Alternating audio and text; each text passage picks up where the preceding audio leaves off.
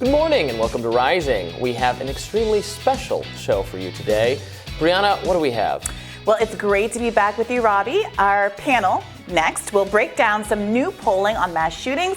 Plus, we'll discuss Washington Post reporter David Weigel's suspension and the January 6th committee's blockbuster debut. Those are some interesting topics. But first, Elon Musk is threatening to walk away from buying Twitter if the company does not provide sufficient data on its spam accounts. Lawyers for the billionaire Tesla owner wrote to the social media platform Monday saying, quote, Twitter has refused to provide the information that Mr. Musk has requested since May 9th to facilitate his evaluation of spam and fake accounts. Now, the lawyers say that Twitter offered to provide details on the company's own testing methodologies, to which they say Mr. Musk has made clear he does not believe the company's testing methodologies are adequate. So he must conduct his own analysis with the data requested.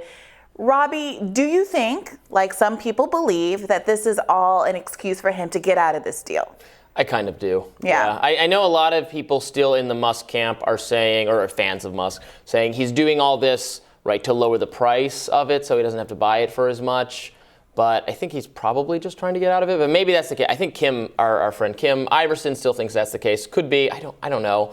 I'm not an expert in like complicated financial major acquisitions of large companies, so it's really hard for me to tell. I think it's really hard for people who sincerely think that Musk's vision for Twitter, and I count myself among them, cannot be worse and might very well be an improvement. It's kind of frustrating to watch this play out. It's weird kind of how it also is playing out on Twitter itself. Like, these are not closed door. Yeah. This is, they're just tweeting it out, right? You're just tweeting it out. Which is why there are all these kind of security fraud implications and allegations. I will say that Elon Musk started this saying, here's $44 billion I want to buy Twitter. The idea that now he's saying, well, Twitter has this bot problem, that's not new news. That's a pre-existing condition, if you will, about Twitter. And then for Twitter to come back and say, okay, here are methodologies, here's our analysis as to how we've determined how many bots we actually have versus real accounts. And for him to say, no, I don't believe that, it does feel like it's fair for Twitter to say, I don't know what else you want me to do. We've opened the kabuki, as it were, and either you do your own testing or, shut up about it. At this point, the ball really is in his court, and it'll be interesting to see what happens next. I think, and also, so they said 5% this is the threshold. Probably there are more than 5%. I think there's bots. probably more than 5%. I would gather they are. Certainly, if we're counting, and obviously this is not a strictly defined thing, right? Yeah. So by bot we mean just account that was made that's never really been used, that doesn't have a person behind it. Or it can mean, people use it to mean a person that's controlling many accounts. And so they're inauthentic accounts insofar as that they are designed to attack certain people or promulgate certain kind of messages, but it's not a one-for-one. If we include inactive people, it's got to be, people who were a sincere user of Twitter at one point maybe, or created an account, just one account to be you, and then never used it again, and that account still exists. There's got to be a lot of those in addition to the... Yeah, and when you look at the stats that say something like 3% of all Twitter users make all of the content. Yeah. You and me. It's just us, yeah. Elon, if you want to buy Twitter from us, let us know. Well, YouTuber and financial analyst Meet Kevin said that while some believe Elon has to buy Twitter as is, U.S. Securities and Exchange Commission Rule 10b-5, which targets security fraud enforced by the SEC, means that Twitter could be liable for omissions of the data requested or misleading material facts about the spam accounts. Kevin adds that just because Musk waived his due diligence, it does not mean he must accept a fraudulent disclosure.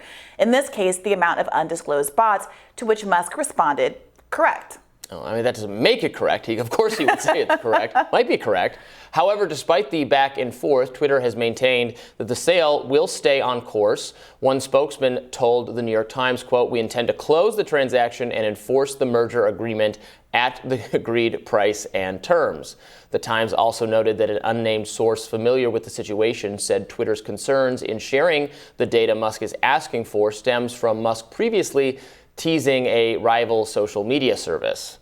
Now, Musk has previously said he cannot move forward with the deal until Twitter shows proof that fake accounts make up less than 5% of its users, as the company has repeatedly said. So we're in this scenario where he said, I want to buy you. And they said no. And then they said, okay, yes, buy us. And now he says, I don't know. And they're like, no, buy us, please, buy us. Yeah, it is an interesting posture to be in, because for a long time there, it was people who were very, supportive of Musk buying Twitter with the hopes that he would cure some of its legitimate problems. And now that it's Musk himself that seems to be taking a back seat, I wonder if those same people will continue to pressure him or even turn on him, because it might be the case that he's reneging. And his concern about the bots, so it does have financial implications, sure. Because if so many of the users are not real people, are not people actually looking at the content, then it's actually less attractive to advertisers. Right. This is the business model of the company is they're selling ads. But also his plan was to switch from a more advertising-based model to a subscrition service. Model. And if there's no real people to buy subscriptions, that's a huge problem for Musk. That's also a problem, yeah. But it's really a problem in either model. Yeah. It reminds me a little bit of probably the most horrible thing. One of the most, they said it was inadvertent, but consequential misstatements of the numbers of social media was when Facebook inflated its video numbers a few years ago, they claimed they had misread their own statistics, and they put out these numbers about how well videos were doing on Facebook, which following that there was remember the pivot to video? There was a massive pivot to video among major news organizations that cost a lot of money, because producing quality video, as we know, is expensive. Yeah. And they did that because Facebook was such a driver of traffic, and they thought it would do even more based on the information Facebook gave journalism organizations about those numbers. Those numbers were off. They were wrong. Those companies just paid for doing that, and Facebook was sued over that, and I believe successfully. Paid out. Yes, because they were and they were like, yes, they admitted they got it wrong, but they said it was it was just an error, just a mistake. And that was a consequential mistake for people in our field. Yeah, well, you hate to see it. Sometimes some bad actors get caught up in these things, but as we see over and over again, the people who suffer the greatest consequences from all of these mistakes are not actually the big content creators, but the little guys who can't recover from mistakes like that. And we've talked about on the podcast how the algorithmic changes have hurt people. We've talked about how on this show. Did I say on this podcast? That's a bad habit of mine. It's a show.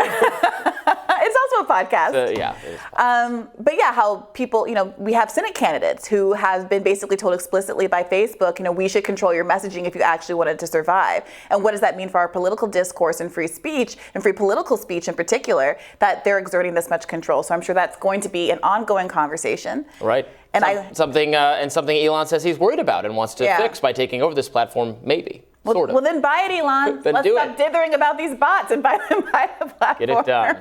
Well, Robbie, I look forward to hearing about what's on your radar next.